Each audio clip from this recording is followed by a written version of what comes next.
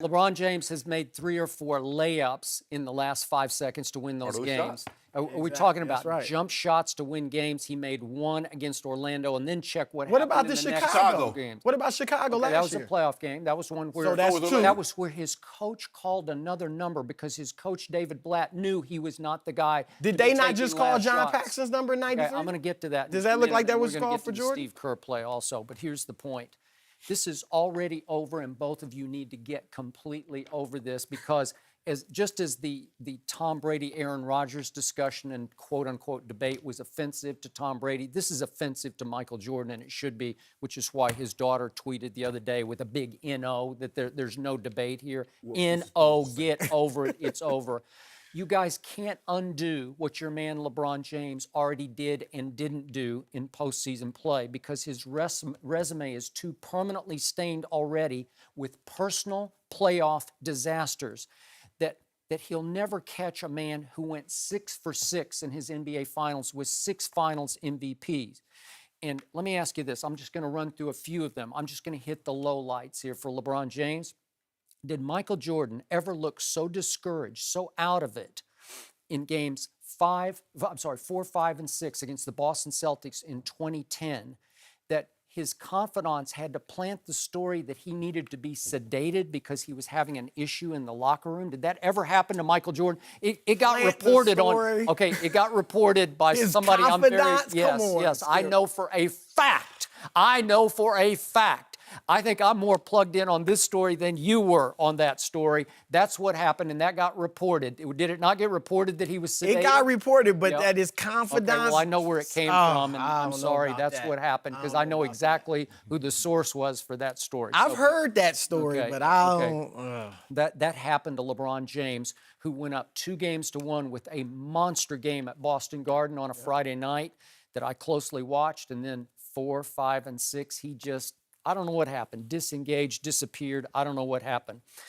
Then I have this question. Did Michael Jordan ever freeze up in games 4, 5, and 6 of an NBA Finals the way LeBron did against the Dallas Mavericks in his first year with the Big Three in Miami? I've never seen anything like it. The chosen one turned into the frozen one, and everybody in sports said, that had to be the mentally weakest display by a superstar we have ever seen. I'm sorry. How can you get past that? Because Michael Jordan had to fight through the bad boy Pistons to the point that Sam Smith wrote a book about how they had to create the Jordan rules to stop only Michael Jordan. That's all the Bulls had at that point, and it took a whole book of rules to stop that man so that the bad boy Pistons could get through the Bulls, who were just Michael Jordan. Did that ever happen? No, it never happened. So then did Michael Jordan need Ray Allen to save his legacy? Because he was about to fall to 1-3 in the NBA Finals because we're talking about what I think is the unclutchest superstar ever in postseason play. LeBron James fell apart down the stretch of Game 6 as they were about to be shot out of the playoffs by my San Antonio Spurs in Miami. He had 3 shockingly unsightly turnovers, unforced errors in the last 3 minutes of Game 6. Then he missed the tying 3, and he clanged it so badly. It was a long rebound out to Chris Bosh, who kicked it into the corner to Ray Allen, who hit the greatest clutch shot I have ever seen and saved LeBron from being the literal GOAT of Game 6, as in you were the reason that they lost, and saved his legacy from falling to 1-3, and we'd be having a whole different conversation without the Ray Allen shot. And then have you ever seen coaches dare somebody to shoot 3-point shots in NBA Finals? Because that's the Popovich way, and we talked about it earlier in the show. LeBron is a below average, and I'm being nice about this, 3-point shooter. In fact, of those qualified X shots in the postseason, he's the worst ever postseason 3-point shooter.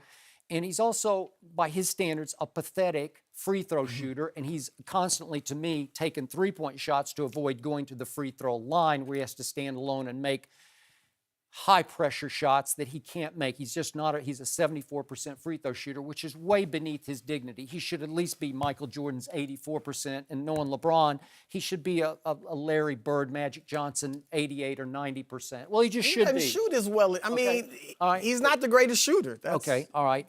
And then we get to my Spurs blew LeBron James' Heat, it was his team, off the floor in a finals by a record margin. Did that ever happen to Michael Jordan? I don't think it ever happened. And then did Michael Jordan need Draymond Green to call him the B word? Has any superstar ever been called that word in a game? That's where you're disqualified from the Jordan discussion. He got called the B word so audibly by Draymond that Draymond got suspended for a Game 5 back in Oakland, and you even admitted the other day, it completely flipped the series, right? It reopened the door for the Cavs to climb out of a 3-1 hole. Then Bogut, their only rim protector at that point, their one who started anyway, I know they had Festus, but he got hurt and could not play in Games 6 and 7. Super highway to the basket opened, and God bless LeBron, he had 3 terrific games, won the MVP, and they climbed out of the hole, and here we are now. But now the closer for the Cleveland Cavaliers has become Kyrie Irving. I'm sorry, Michael Jordan would have never allowed a play to be called, as we saw on Christmas Day, where Kyrie just brought the ball in bounds and said, yeah, I'm going to go one-on-one against Klay Thompson. That just never happened. I'm sorry, it never happened. What happened in the film we just saw? Okay, he called that play in the No, huddle. he didn't. He did too. You That can go was look Steve it up. Kerr. That was Steve Kerr. Both. I got both of them. He called both of them. He said Paxson. He didn't call his number. Why?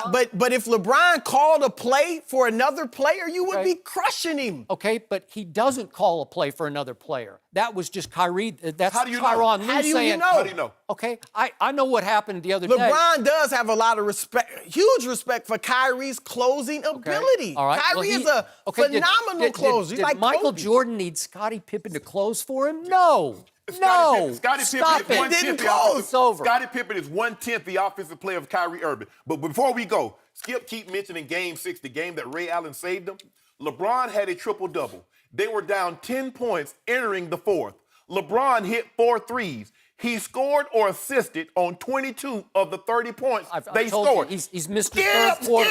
That was in the fourth quarter. That was in the fourth Shannon, quarter. He just said fourth quarter. unraveled. He In that unraveled game? down the stretch. Well, Yes. Skip, sometimes a unraveled. great player makes a mistake. 3. A bad 3. play. All right. He's saying here. We here, we here. have to leave it there, but I Triple-double. think the bottom line is we all know that LeBron is not catching. We don't know nothing. That's Courtney that's Love. all there is to it. Oh, what are you What are you talking talking about? about? That's over. it. I said it. It's over. Chris, thanks for It's joining okay. us.